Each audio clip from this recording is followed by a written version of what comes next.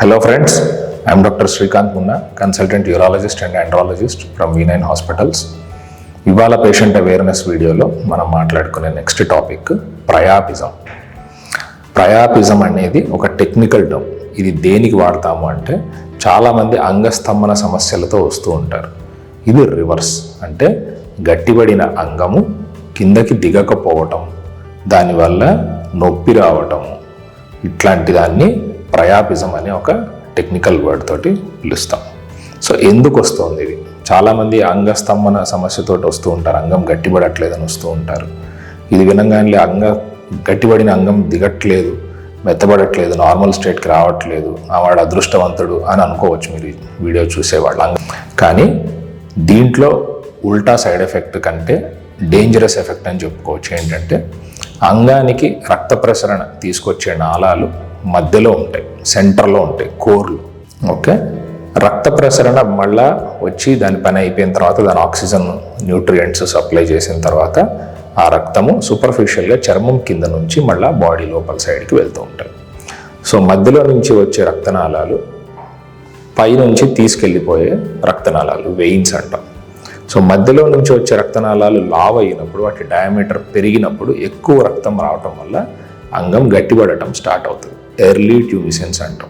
So ఈ flow పెరిగినప్పుడు, size పెరిగినప్పుడు చర్మం కింద ఉన్న రక్తనాళాలు ఫేషియా టైట్గా బ్లాక్ అవుతుంది, ఒక రింగ్ పెట్టినట్టు. ఈ సైజ్ పెరుగుతుంది కదా, ఇది పెరుగుతున్నప్పుడు చర్మానికి మధ్యలో ఉన్న రక్తనాళాలని నెట్టేస్తుంది, నొక్కి పెడుతుంది. సో పైప్ మీద కాలేసి తొక్కినట్టు బ్లడ్ మళ్ళీ వెనక్కి వచ్చే బ్లడ్ ఆపుతున్నాం మనం. సో లోపలికి వచ్చే బ్లడ్ పెరుగుతుంది, బయటికి వెళ్ళే బ్లడ్ తగ్గుతుంది.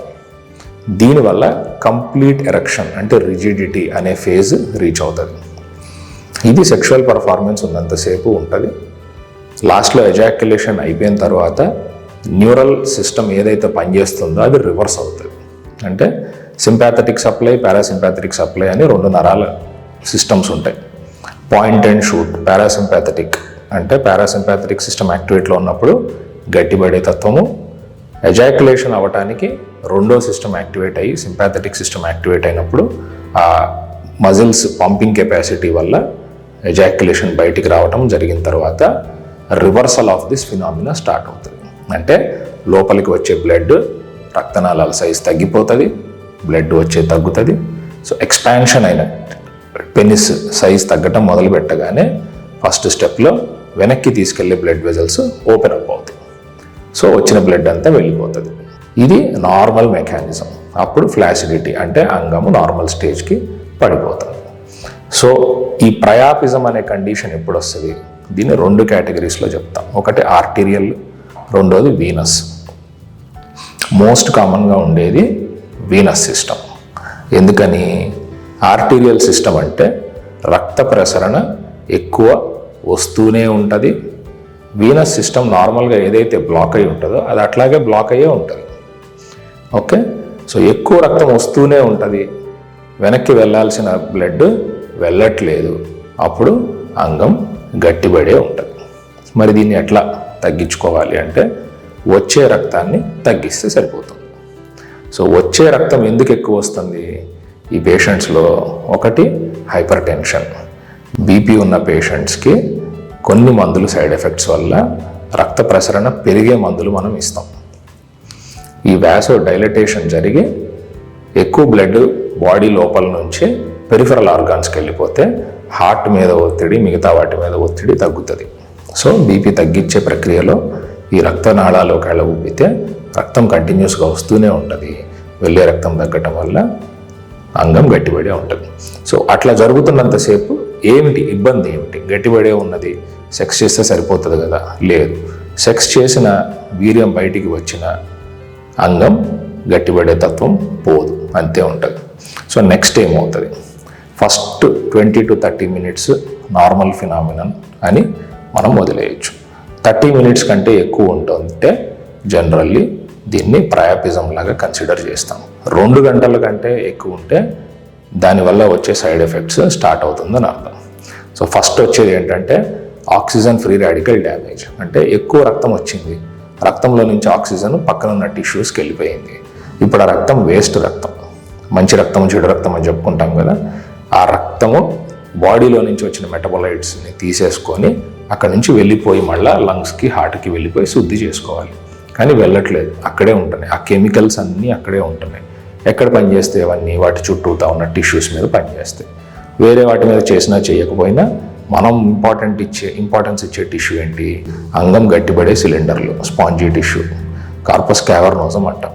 దీంట్లో ఆ ఫ్రీ రాడికల్ ఆక్సిజన్ ఇంజురీ జరగటం వల్ల ఎక్కడ ఇంజురీ జరిగినా బాడీ మళ్ళీ దాన్ని హీల్ చేసుకునే ప్రక్రియ మొదలు పెడుతుంది కదా. So immune cells, destroying cells, బయట నుంచి ఏదో వచ్చింది, కెమికల్ ఏదో వచ్చింది, ఇన్ఫెక్షన్ ఏదో వచ్చింది, దెబ్బ ఏదో తాగిలి బ్లడ్ క్లాట్ అయింది, ఏది వచ్చినా కానీ బాడీ వచ్చి దాన్ని హీల్ చేసేసేసి నార్మల్గా చేయడానికి ట్రై చేస్తుంది. బట్ ఈ హీలింగ్ ప్రాసెస్లో వచ్చే సైడ్ ఎఫెక్ట్ ఏంటి? ఫైబ్రోసిస్.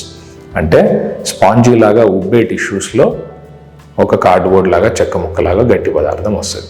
అంగాన్ని మనం పాల్పేట్ చేసి చూసుకుంటే అక్కడక్కడ గడ్డల్లాగా తగిలే అవకాశం ఉంటుంది కొంతమంది పేషెంట్స్కి. ప్రయాపిజం రిపీటెడ్గా వస్తూ పోతూ ఉన్న పేషెంట్స్కి. సో ఇమీడియట్గా ఏం చేయాలి? ఫస్ట్ 2 hours లోపు అంగాన్ని నార్మల్ స్టేజ్కి తీసుకురావాలి.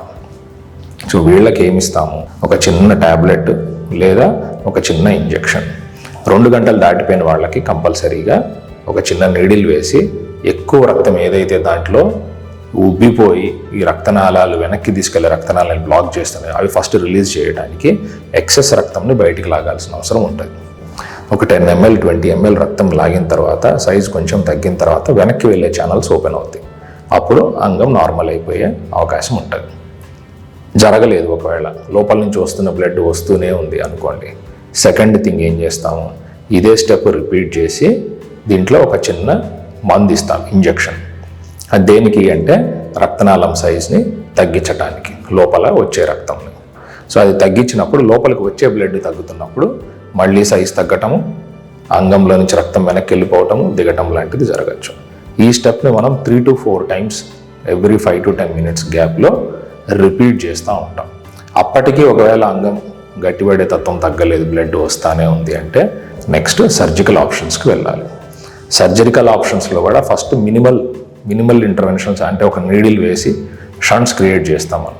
2 సిలిండర్లు తీసుకొచ్చే ఉంటాయి, మధ్యలో మూత్రం పైప్ ఉంటుంది. మూత్రం పైప్కి ఎండ్లో ఉండే ఆ టిప్, పెనిస్లో ఉండే టిప్, గ్లాన్స్ ఏదైతే అంటామో అందులో నుంచి రక్తం వెనక్కి వెళ్ళే అవకాశము ఉంటుంది. సో ఈ రెండింటికి కమ్యూనికేషన్. 2 సిలిండర్లు ఉన్నాయి, దీనిపైన మనకి గ్లాన్స్ పెనిస్ ఉన్నది.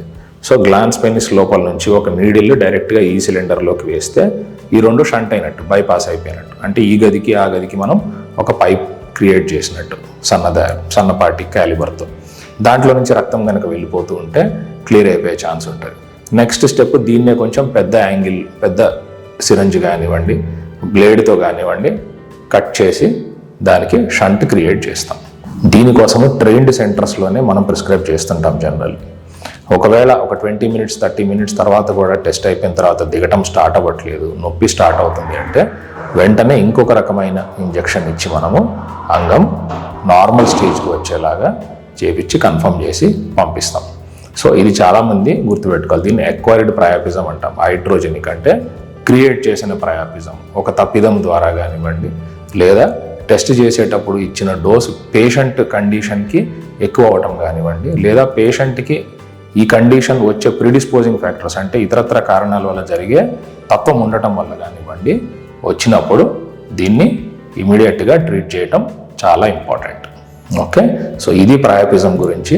ఇంకేమైనా డీటెయిల్స్ ఉంటే, మీకు డౌట్స్ ఉంటే కింద కామెంట్ సెక్షన్లో పెట్టండి, వాటిని క్లారిఫై చేయడానికి ట్రై చేస్తాను నెక్స్ట్ వీడియోలో. Thank you.